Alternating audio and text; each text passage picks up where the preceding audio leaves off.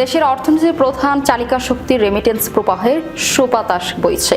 চলতি বছরের ফেব্রুয়ারি মাসের প্রথম 25 দিনেই রেকর্ড পরিমাণ 279 কোটি 20 লাখ মার্কিন ডলারের সমপরিমাণ বৈদেশিক মুদ্রা দেশে পাঠিয়েছে প্রবাসী বাংলাদেশিরা। কেন্দ্রীয় ব্যাংকের হিসাব অনুযায়ী মাস জুড়ে প্রতিদিন গড়ে দেশে এসেছে 11 কোটি 17 লাখ ডলারের রেমিটেন্স। বৃহস্পতিবার বাংলাদেশ ব্যাংকের মুখপাত্র আরিক হোসেন খান সাংবাদিকদের এই তথ্য নিশ্চিত করেছেন। বাংলাদেশ ব্যাংকের দেওয়া তথ্য বিশ্লেষণ করলে দেখা যায়, গত বছরের ফেব্রুয়ারি মাসের প্রথম 25 দিনে রেমিটেন্স এসেছে 228 কোটি 10 লাখ ডলার। অর্থাৎ এক বছরের ব্যবধানে রেমিটেন্স প্রবাহ উল্লেখযোগ্য পরিমাণে প্রবৃদ্ধি লক্ষ্য করা যাচ্ছে।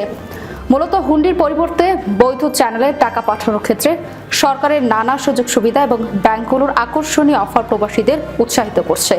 পরিসংখ্যান অনুযায়ী গত বছরের জুলাই থেকে চলতি 26 ফেব্রুয়ারি পর্যন্ত দেশে মোট 2,222 কোটি 50 লাখ ডলারের রেমিটেন্স এসেছে।